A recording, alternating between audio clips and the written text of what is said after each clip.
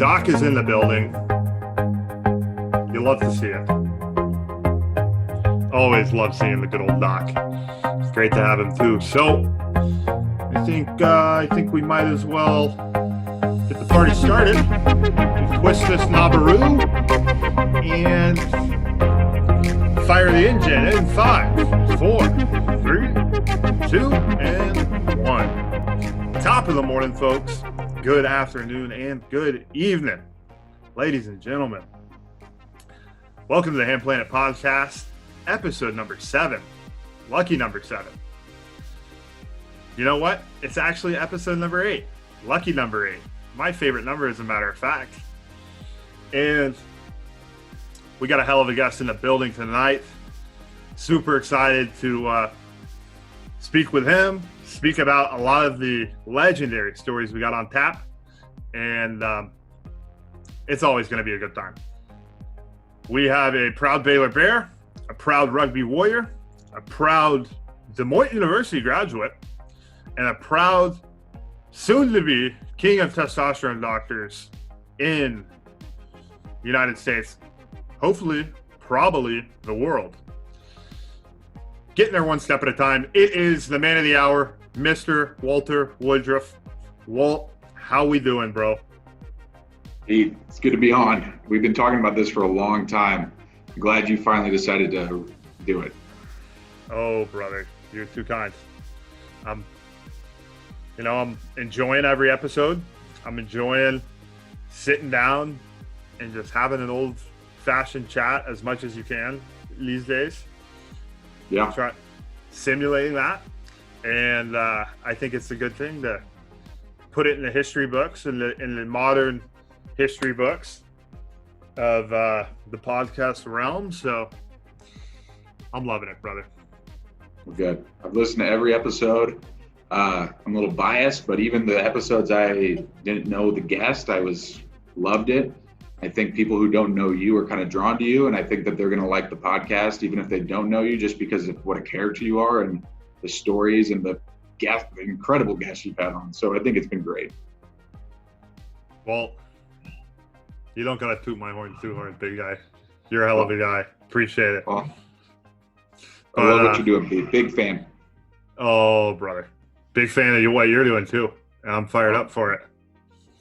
I'm excited because you are going to be, I hope you know, you're going to be like my doctor once everything comes together. That's the goal. So what type of doctor are we shooting for? Again, I know, I want you to be men's health TRT doc. Yeah. Maybe I'm a little biased, but like, what do you want? What are some of the things you want to help heal in the world? So I know we kind of joke about it, but I really am interested in men's health and testosterone replacement. I think it's something that a lot of people don't realize how it affects the men as they age.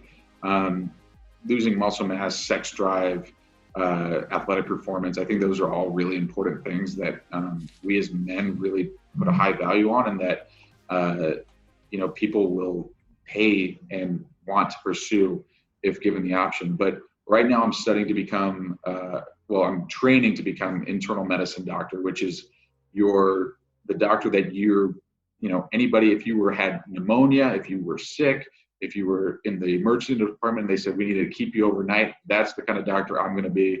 Or I'll be in the clinic seeing adult patients. I don't see any kids, just adults. So you're not studying any pediatric shit? You don't need to? No, just adults. That's my specialty. Brother, I love it. I think that's good though too, because I respect all forms of being a doctor because, going to school, all the tests, all the shit that goes with it, it's a lot. It ain't up my alley, or I don't know if I could do it. So I respect it a lot. And you're pretty good at health. You know a thing or two. I do. I appreciate that, brother. I feel like I do know a good amount, and I try. I've always been super intrigued by science, biology, optimizing human performance, diet, the whole 9 yards. I've been intrigued by how you can wire it together to get the most out of it, and Yeah. it's like a very complicated thing. But the thing is what's beautiful is YouTube University, as I like to call it, has some of the best knowledge in the world on there. And Dr. Google. I ain't talking shit about, any universities, because, Baylor, hell of a school. But I will say that in our modern society, if you want to learn something and you feel very strongly about learning about it and you're intrigued, I feel like we live in a world now where you got no excuse to just get after it and go learn what you're trying to think about, which that's a different story, trying to choose what you got to think about. But, we got a lot of access. Crazy how our world is different from our parents' world, where you can hop online, take a master class from the world's best minds, and it'll cost you less. Back in the day, you had to go to school to learn from the experts. Nowadays, you can hop online. I can be watching a video within seconds and learning from some of the, like experts. Like a New York 50-time best-selling author, and he became a billionaire doctor, and he wrote this book and shit, and like everything he did, those type of guys are to a level where they've got it structured, where they've already built like a whole course. And Grant Cardone, good old Grant, what a beauty. Yeah, you know him. You'd know him if you saw him. He big business mogul. He's in a lot of sales and negotiation and entrepreneurial videos. Yeah, savage. Anyways, he has his own university. Like, it's all online, but it's like, that's things people can buy nowadays. One thing I do have to acknowledge is that there's a whole lot more bullshit out there too. There's a lot of people who are taking advantage of that as well. Right.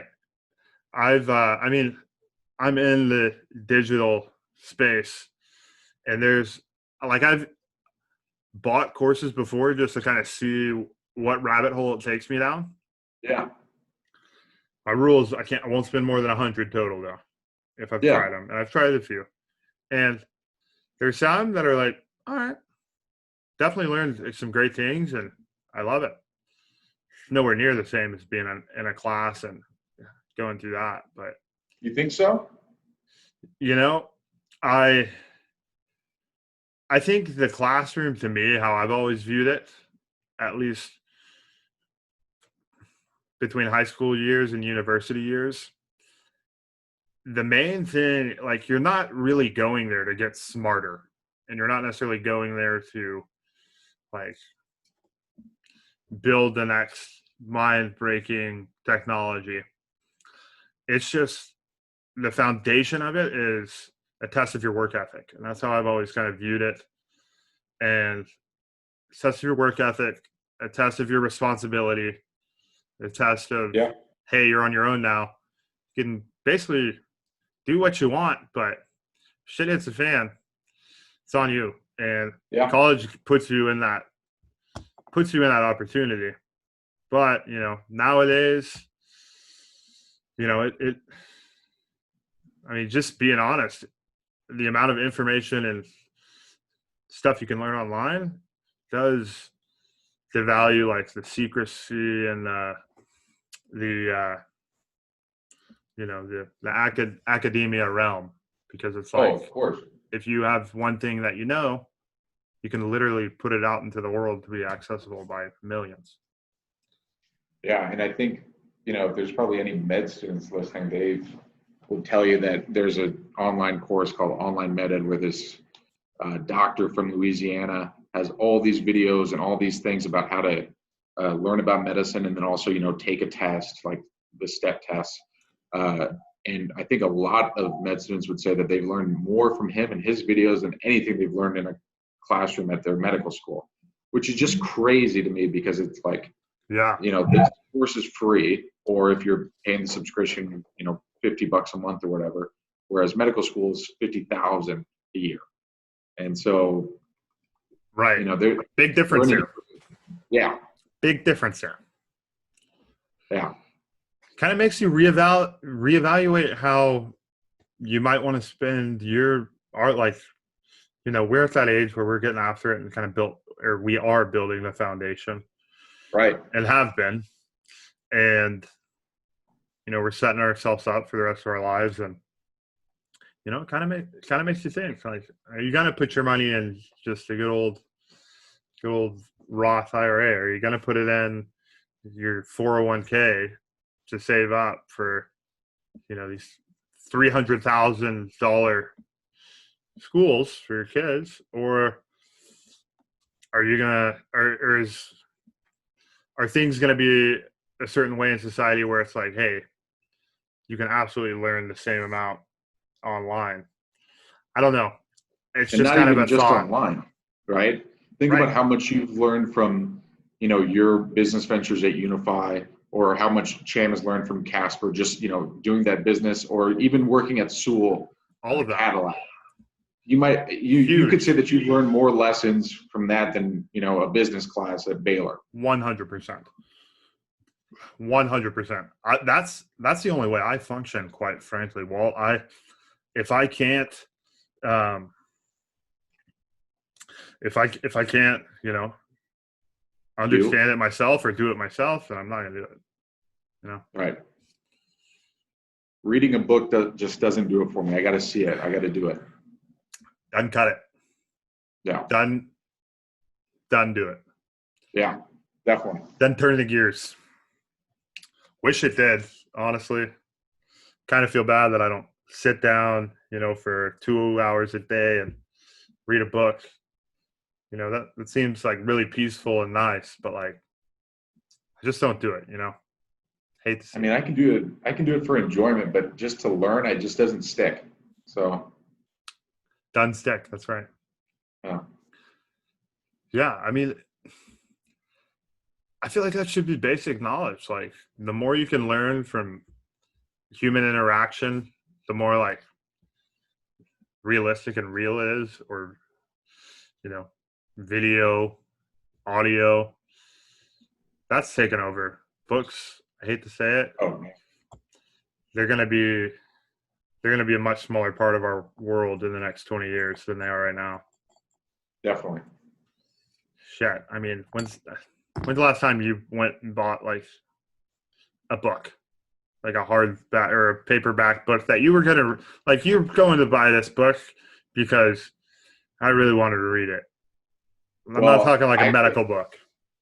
I did actually read a couple books over quarantine because it was like, every day was the same. You wake up, maybe you work out, you're just kind of lounging around. There's not much to do. So it was like, I got to do something. So I got a really good book, Catch-22, which is a classic. I've heard of that. It's just a hilarious book. Our friend Ides read it as well. I know. It's just hilarious. And then I love read how Ides reads a ton. Animal Farm, and I started reading 1984, both by George Orwell, just because I thought there was like a lot of similarities to what's going on in the world today with, all the crazy shit. Yeah, exactly. So those were a couple good books, and I read a couple other ones, but those ones really stuck with me. And then I watched the Hulu with George Clooney of Catch-22, and that was fun. So, yeah. Clooney's a beauty. Oh my God. He's been crushing it for years. Guy doesn't age. Really does. He's been a silver fox since he was like 15. Yeah. Man. I respect it. I admire it. And I hope I'm a silver fox. Oh, yeah.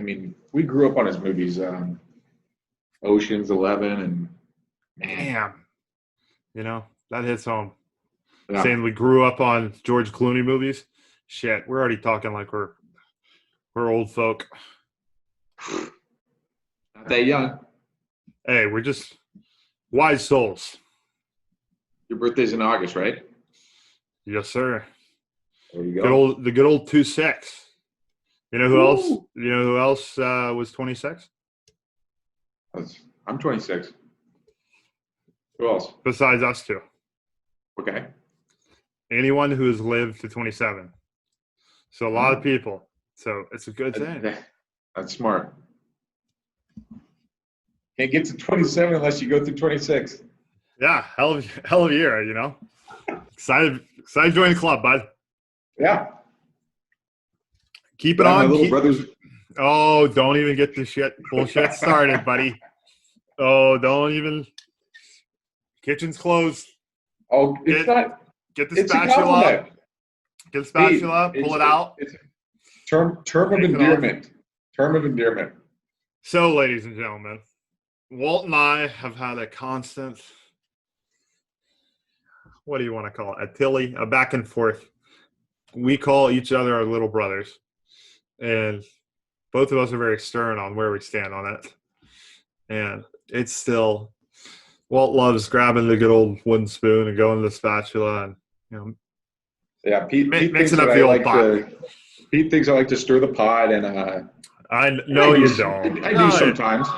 You're a good guy, Walt. We all like to get each, but that's how we're good friends. But Pete and I got a special relationship because we played similar positions in rugby, and we're similar sizes, and we like to throw elbows at each other and kind of wrestle each other and beat each other up a little bit. So that's why we call each other. We have beat the shit out of each other on various occasions, and it was all chill. Like after that, always has been. 5 seconds later, we're back to just chilling on the couch, absolutely laughing our butts off. So it's a good time, just like brothers should. Just like brothers should. Let the boys have fun. Yeah. One of the things Walt and I do when we get a little tuned up and they're out and about. We've done it on a few occasions where we do the shoulder ramming, and it's basically a drill that a lot of people do to get ready for a rugby game. It prepares you to tackle people. You launch your shoulder into the other person's chest or body.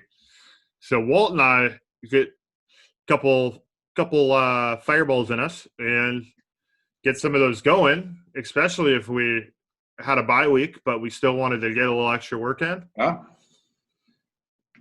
It would get rough, it'd get rowdy, and yeah.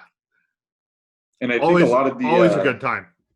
A lot of the girls, especially that weren't familiar with rugby, at the parties at the TCL, would get a little concerned and be like, "Are they going to fight, or is something going to happen?" And no, it's fine. They're just having a good time. Yeah, everyone knew. We never caused a ruckus. We're committed to the game. Right. Committed to the game, runs through the veins, quite frankly. Yeah. I mean, we have so many stories and experiences, and that's where we really grew up together, was on the rugby pitch, because Pete had been playing rugby a lot longer than I had, and he taught me a lot. But like battling on the field together, and staying in a hotel in Norman, Oklahoma together, and all those things, that really brings you together. One for the Bucks, though, no doubt. Oh man. Jeez. I mean, do you remember the hotel we stayed at in Lubbock? It was Lubbock. It was 2013. It was it was early September Sevens tournament. It was like a Motel 8 with it had like a cool lobby though. Very cool lobby, lots of trees and water thingy. Seemed all fine and dandy. Yeah. And it wasn't comfy. But hey, we went out the next day and kicked ass. It was comfier than the field we had to play on. Oh yeah. The thing was, so the ground over there in Lubbock, Texas is not the best. I don't think grass had grown on that field for about 10 years, and they just threw straw from the hayfield next door onto it and said, "Play ball." So Play ball, fellas. we had Here's essentially a practice. concrete floor with some bullshit scattered over it. Now go tackle each other. Full go and play a game.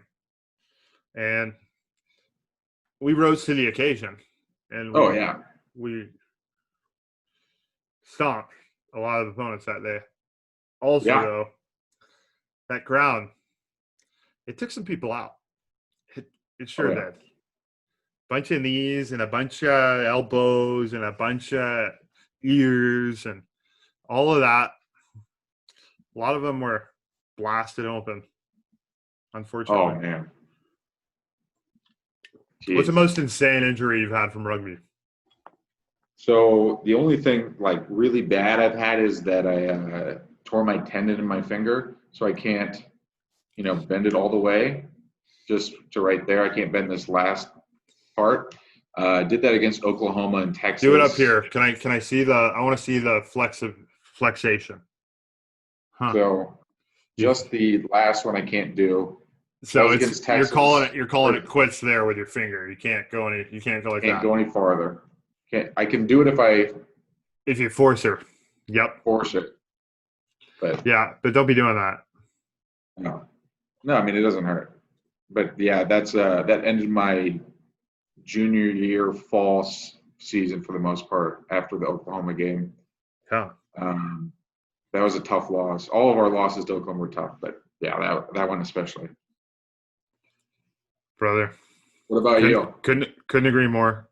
What about me? What? What's your toughest injury? Toughest injury. I will say that I've been pretty lucky for the most part and not had any really bad injuries in rugby. Actually, I've had a few that were bad, but nothing too shitty where it was like a snap neck or a broken forearm or any of that. Anyways, I guess my worst would be I tore my quad. That was not fun. That was painful. Felt like I literally got shot with a shotgun in the middle of my quad. And I just felt my quadricep muscles just. Holy cow. And I had to get rushed to the ER. And it was during a practice, middle of December in Waco. And it was right before a holiday weekend.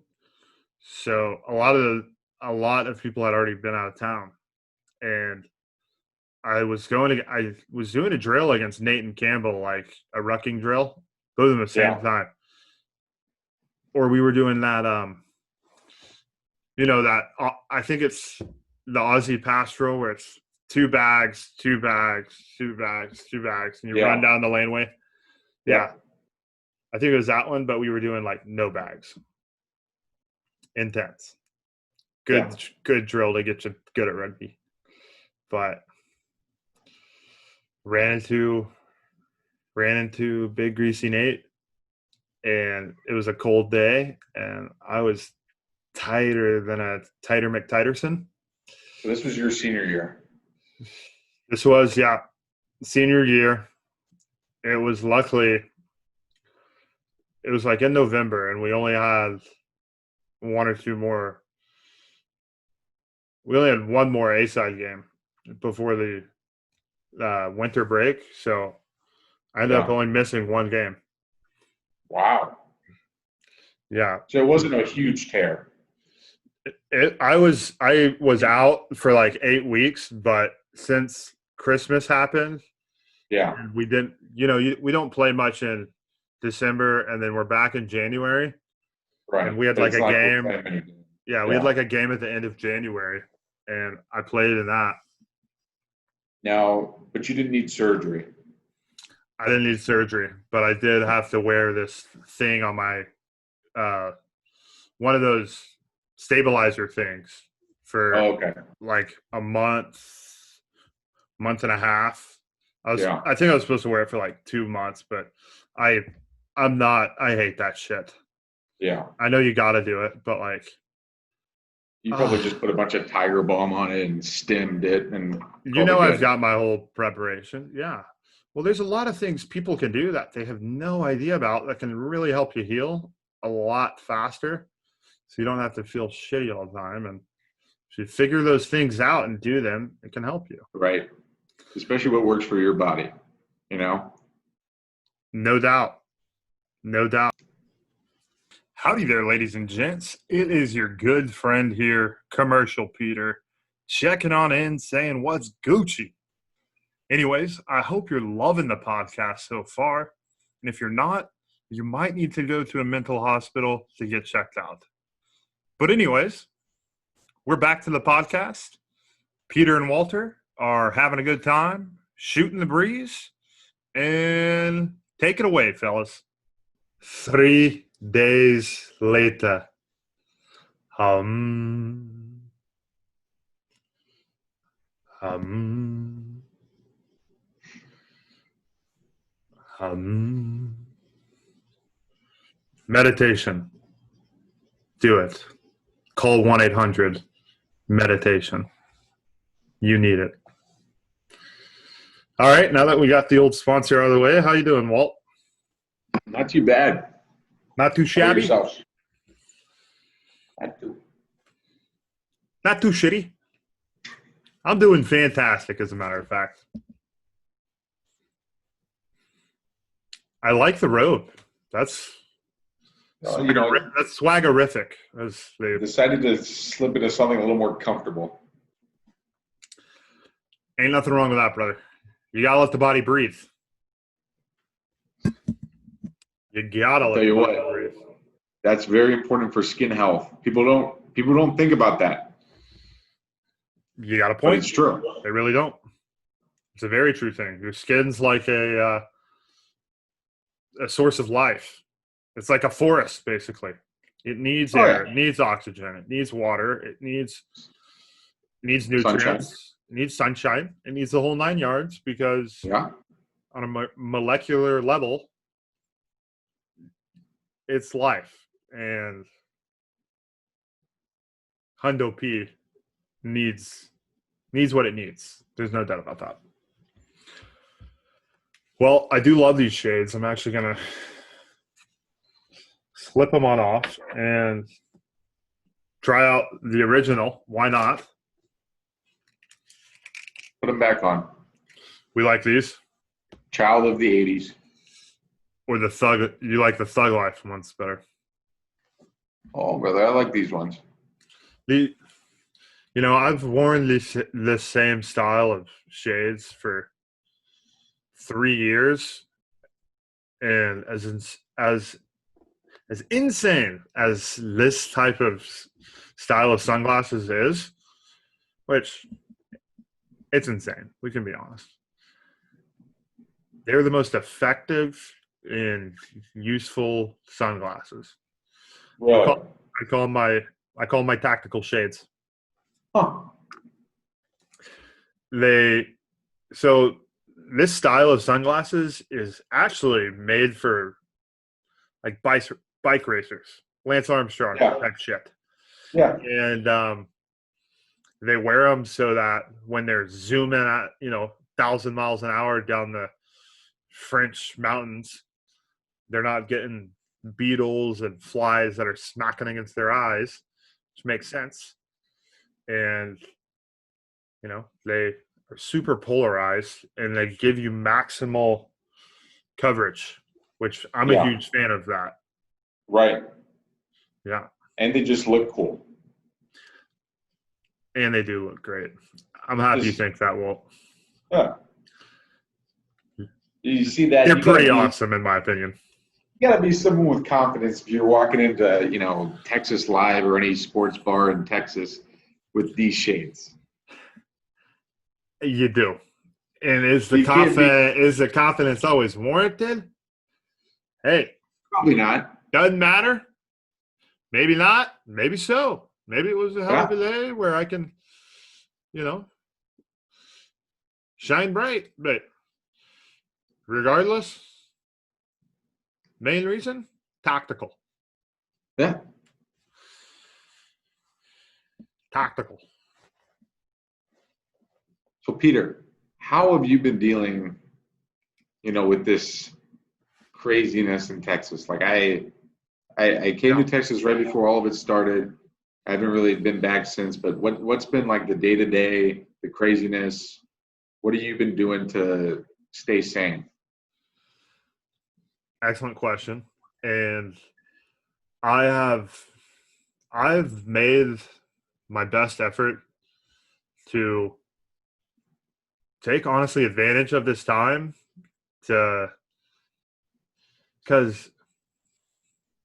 trying to put the pieces of the puzzle together. But one thing that Corona's done for me, which is honestly, I couldn't even comprehend that something like this would happen prior to Corona, is that, sports not being played or on TV or a part of our life shut down completely.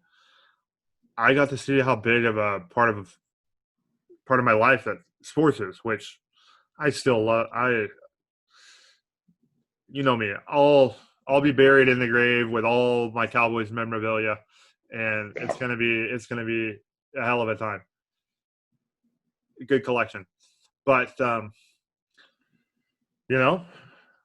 it showed me how much time I spent on sports, and then because of that, I realized, wow, I actually have a lot of time and things that I really do love in the world that I can dive into a little bit more and get after a little bit more now that I'm, not playing rugby games or not practicing, still training my ass off, but that team competitive nature, being on the field, but same with like watching it, it's been absent, which that's always what I thrive on and what I love. But it's been good to, I've been forced to have to use that time in a different manner. So I've tried to make my best use of it. But at the same time, I'm ready to get after it. And I'm ready to get back. With the team, with sports, with sports in full effect, in full swing. Well, that's pretty cool. You probably learned some things about yourself that you obviously wouldn't have if this never had happened. So, it just would have looked probably a hell of a lot longer, but 100%. Yeah. No, 100%. And I'm the same way. But I mean, you know me, I'm a big football guy. So if this affects football, it's like that's fine and dandy if they want to take away hockey and basketball. But if they take football, that's a different story. So big different story. Don't touch our football. I mean, I was watching Sports Center and they literally put get this, people, top 10 Dallas Cowboys on Sports Center, and the day I'm going on with you, of course, no less. They show it. Emmitt Smith, number 1. Karma, which is debatable, but as greatest Cowboy of all time, right? I don't know if people, it's hard to even name 10 great Cowboys alone. Oh my God! Stop before this shit gets out of hand, buddy. Pump the brakes on that one. Don't even get me. Now we're talking about Chicago Bears. We've got 10 legends already playing on our roster right now. I don't know about that. Let's not. You know what? Well, you and I get too intense and insane when it comes to Bears Cowboys.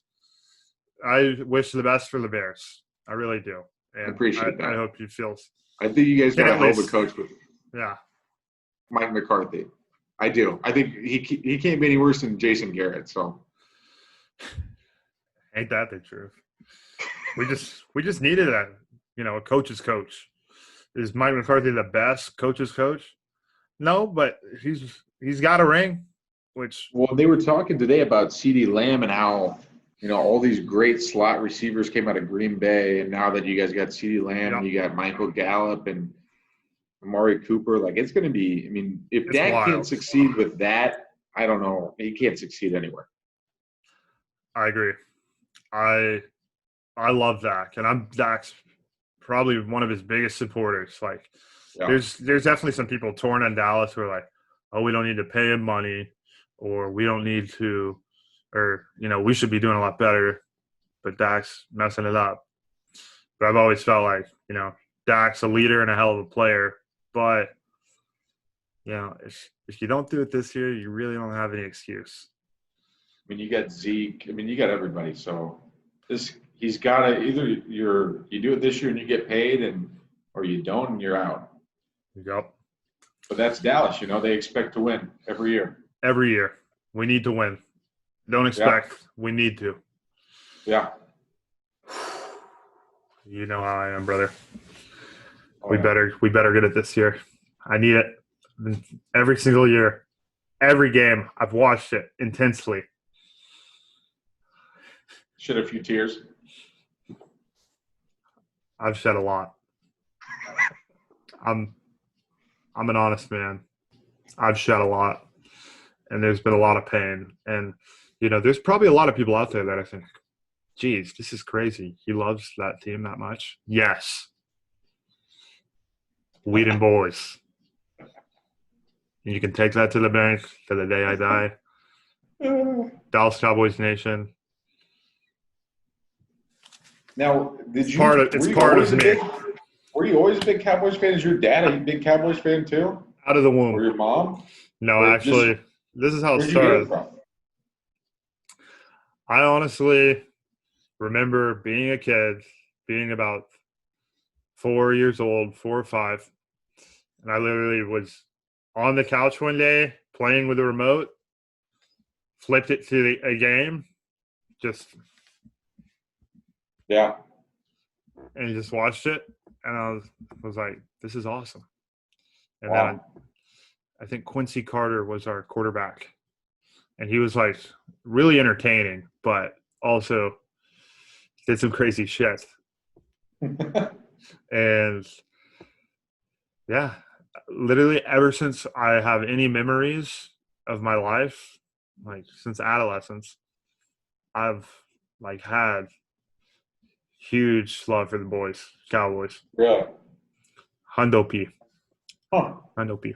How about you with the Bears? What's the backstory? I've been a Bears fan most of my life. My dad was a big Bears fan, especially in the 80s when they won the Super Bowl. And he had like a really big respect for Walter Payton, which is kind of the reason he had a big respect for people named Walter. So he loved Walter Payton, Walter Cronkite, and Walter Disney. And that's how I got my name, because he said never met a bad Walter. Hopefully I don't break that streak. But yeah, so then obviously I got my Walter Payton jersey and read his book and all those things. And I just Chicago sports fan, especially growing up, a kid of the 90s, Michael Jordan and oh yeah, Space Jam. Oh man, I mean, I probably watched Space Jam over 50 times when I was a kid. And it was just Chicago sports for me all day. Brother, I love it. Yeah. I've been heartbroken like you. I've shed tears, especially the double doink against your hated rivals, the Philly Eagles, the Philly cheesesteaks. But we're going to get them this year. The double doinker was tough. Yeah. So was Des caught it. So I feel your pain on that, brother. Des did catch it. Yes, he did, brother. I hate the Packers. Yep. Des caught it. Gets me emotional. Good thing I got the shades on. Yeah. The Cowboys are a hell of a team. No doubt about that. I mean, that was – the Cowboys was – I think that was one of the first had my ring football. on. Didn't even know. Had my Cowboys ring on. 5 5 carats? This is number 4, but yeah. It's a great thing. Dallas Cowboys, was my first best team in the world. That was one of the first I think it was like the second or third pro stadium I'd ever been to, was like the Dallas Cowboys Stadium. And, at that time it was the biggest indoor TV screen and all that. And we, me and my buddy Dan and Tyler Griffin went up for the Texas Tech Baylor game, and we got some Bud Light Platinums and drank them in the parking lot. That was just, that was incredible because it's just this huge building out in a big parking lot next to, the Rangers Stadium. And it's like a spaceship, honestly. Yeah. And I think it really it's like 90,000 people and over 100. It was crazy. It's like 104,000 capacity. Wow. Jerry knows what he's doing in that regard. Jerry, yeah, fuck yeah. Jerry, a lot of people hate him. Sure. I don't care what you think about him. But you got to respect one thing. The guy has turned a minuscule investment in the grand scheme of things into an empire. Smartest guy from Arkansas, that's for sure. A lot of good people from Arkansas. But okay, we'll edit that out. We'll leave it in, brother. We're all about true colors on the show. Anyways, I'm being a funny guy. Walt's being a funny guy. Shit, I forgot where we were. Well, Pete, I moved to Cleveland, and I live downtown, so I live within, walking distance of the Browns Stadium, and I live about, if you sprinted, you could get to the Indians or the Cavaliers Arena in a minute. If I was sprinting, it'd be 30 seconds, but, Right. You got some wheels on you. Yeah. So you got to come visit. I think it's a hell of a time. Indians are pretty good, I think. Browns got Baker, OBJ. It's right on the Blake. It's a beautiful scene. I got to tell you, I will come visit you, Walt. No doubt about that. But not a big fan of Browns. They got a lot of players who were former Baylor rivals or former Cowboy rival players. Really? Baker, OU. Yeah. OBJ, Giants. Remember. I got a few Giants players on defense. But I know you're not a Cleveland fan. You're in the believe land, as LeBriz would say. Yeah, I think this town. You feel really the belief? I don't know, man. It's a really interesting town. A lot of history. People here are like very industrious, very blue collar. Being from Iowa, it's pretty much like the same weather and ecology with the trees and the plants. Like it's all the same, but it's a very old town. Like Rockefellers and Carnegies, so a lot of history. So it's really interesting. But these people are just a lot different than what I'm used to, and they have a passion for their sports team like I've never seen. They love their sports. Ohio State, the Browns, the Indians, the Cavs, they are in 100%. I like that a lot. Yeah. And I respect that about Cleveland. Born ready. Well, I think it's time for one of my favorite parts of the Hamm Planet Podcast, and that is the legendary Would You Rathers. Let's do it. Been waiting all night. Been waiting all night. Just so the vision's all tuned up. Gonna switch to the old Clark Kent's. Ooh. Senor. Si, senor.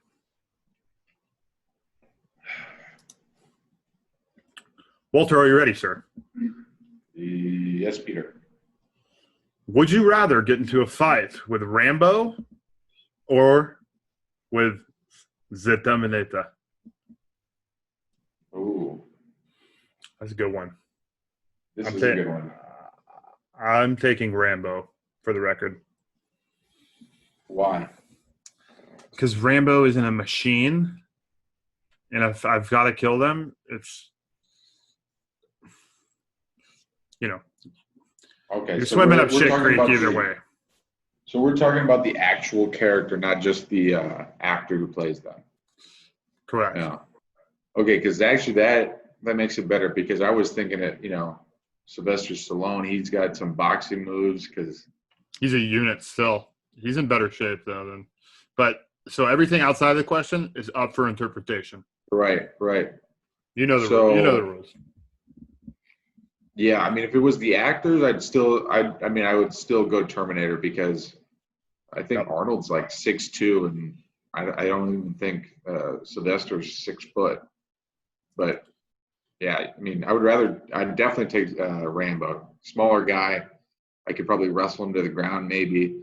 Terminator, he's made out of like metal. He's probably like 2 tons. He'd kill me. His name is the Terminator. All right, well, question number 2 coming right up. An unusual one we have here. Would you rather walk lying down or sleep standing still? What? Walk lying down? Yep. So I think that means that like you have to roll places, like if you want to go there, or you have to be laying down to get somewhere. Like that's how you walk essentially, or sleep standing still. So I guess at least how I'm looking at it is that means like you can't touch anyone, like when you're going to sleep. I don't know. I would much rather. That's an easy one, right? Like, why would you not want to sleep still? Yeah. You're not bothering anybody. Makes sense. Or no, you know what? Maybe it's asking like, standing up. Would you rather be able to like essentially walk or travel from point A to point B while you're just laying like on a bed and you're getting transported? Or would you rather be able to just like wherever you are, stop, like I could stop right now and just go to sleep? Or I could be standing up and just go to sleep like that to let myself like recover? Maybe that's how it's getting asked. Well, in that case, I'd much rather be able to like fall asleep wherever, because like, right. Think about all the times that you're just doing nothing and you're like, or on a bus or in the car. If you're like, if I could just fall asleep, I'd be refreshed for the next thing that we're going to do. I mean, you're 100%. Great at it. You sleep on the floor all the time, but most people don't have that ability. It ain't fun, but I will do it and have done it. It's just because, you know me, my engine is going at high RPMs, and when I need to sleep, it is kind of like that. So I love walking, but I am going to go with the same answer. Okay. All right, well, good question here. Would you rather be smart but broke, or stupid but rich?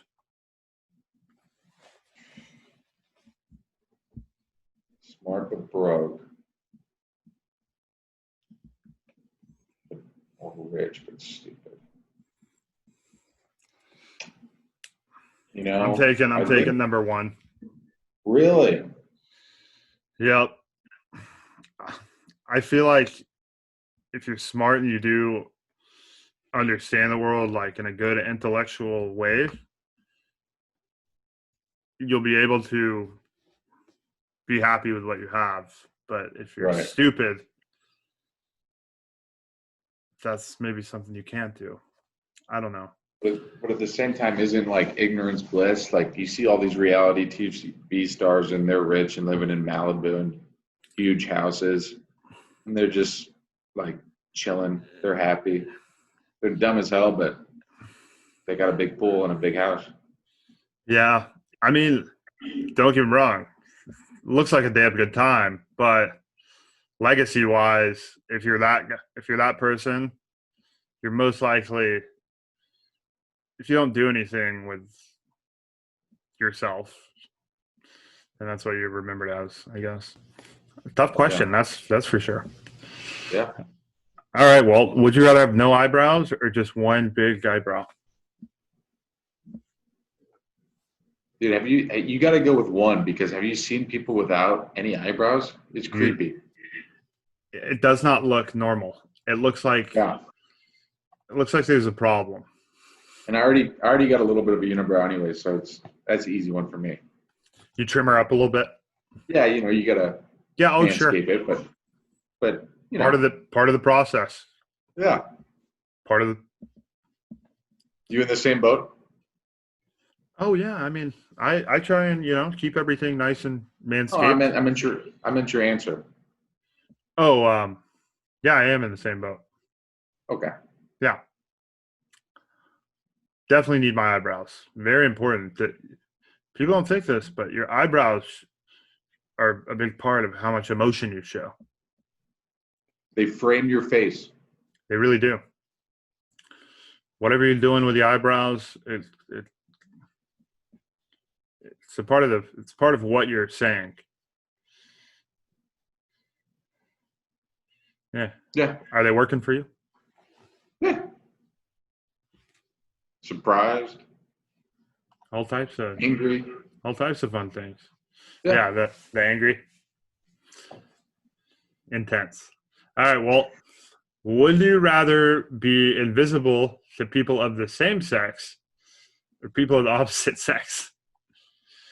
Oh, brother. That's whoo. That's an interesting one. Ooh. I'm going into the crazy bag tonight. And then this one is like the tough one when you have to like interpret what's not said, because if it's like I'm invisible to women all the time, then that sucks. Yeah, let's just go with you want to see the boys, but you have to bring your woman along with you, because amazing lady you got. Yeah. I got a good one here, actually. Would you rather lose all of your memories or unfortunately go blind? Two shitty things, but what would you do? I'd have to lose all my memories, because people could tell me about things and I could see pictures and I could, relive videos and, restart those friendships. But if I don't have my eyes, then I'm not making any new memories. And that would be really sad, I think. I agree. It's a tough one. Well, you got a good amount of videos?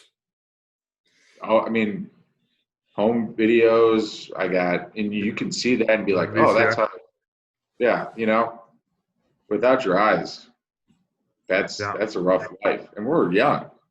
Yeah, you got to live another 50 years or something. Got a lot of the world to see. Yeah. Got a lot of other eyes to look at. I agree. And I encourage people to record as much of their life as they can, or get it documented, get it into the cloud. You're a big picture guy, aren't you? Well, I'm ideally, yes, I do love pictures. Yeah. I have my creative side. I'm not going to doubt that or deny that. I'm proud of that. But it all stems from me just wanting to make a damn good story. People don't know that about you. A lot do. You have a creative side. There are a lot who do know, Walt. Oh no, I know, but when they see you, they're like, "Oh, this unit, big beef unit guy," and then when they get to know you, they know that you're creative, you're artistic, and well, it people. It arises them. Is that so? Oh, surprises. You know what? I agree. Yeah, it can catch people off guard, but hey, I try and embrace it. Can I do one? Can you do one? What? Of the would you rather? I'd love for you to, brother Walt. Fire away. Please do. Would you rather be Mr. Universe and the strongest guy ever, or be the world's greatest artist?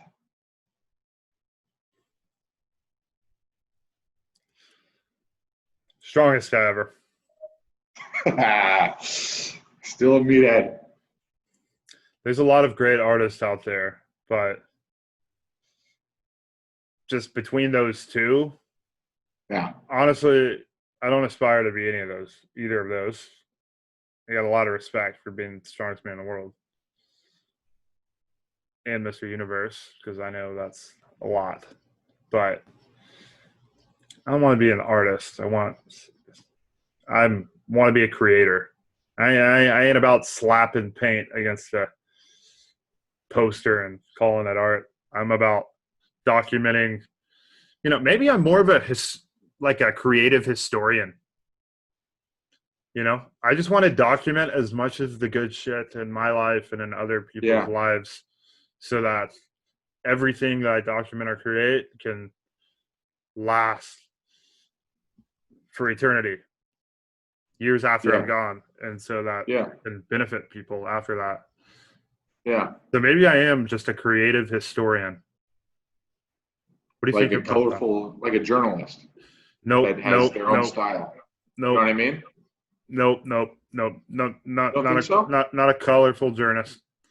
I don't think, because you got to write if you're a journalist. I'm not. Well, you know what I mean. I like making a video. I like having a cocktail, and I like shooting the breeze and putting some good ideas together and making those ideas come to life, and good things come from that. That's where I'm at, brethren. Yeah. You love to see it. Do you have any other would you rathers? Ooh, let me think. Would you rather? This one right here, Walt. I love it. Would you rather be able to control fire or control water? Ooh, we got Avatar: The Last Airbender, huh? Yeah, we got an Airbender vibe going. Man. You first. I think you got to go, that's a tough one, because for me, when I was playing Pokemon growing up, I'd always go with the Charmander. Big fire guy. I always thought it was like a way cooler Charizard thing. Absolute beast. Exactly. So I have that going, but just with water, there's so much more. I mean, 70% of the earth is covered by water, and you could just control the oceans and everything, control the rain in Africa, and Toto. Crazy. I think you got to go water, right? Just like Toto. You got to go water. I feel like you got more of that to work with. Yeah. Yep. Fire would just be a hassle. You'd burn down your house or something and be like, shit, get pissed at you. Palm fired off again. I'm sorry, fellas. And it's my house that I've worked on and built for 20 years is just randomly in flames after a poker night. Yeah. You don't want that happening. You got a fire hand and it's just all of a sudden your house is gone. Yeah, how do you control that thing? How do you turn that thing off? These are the questions that need to be asked in this world.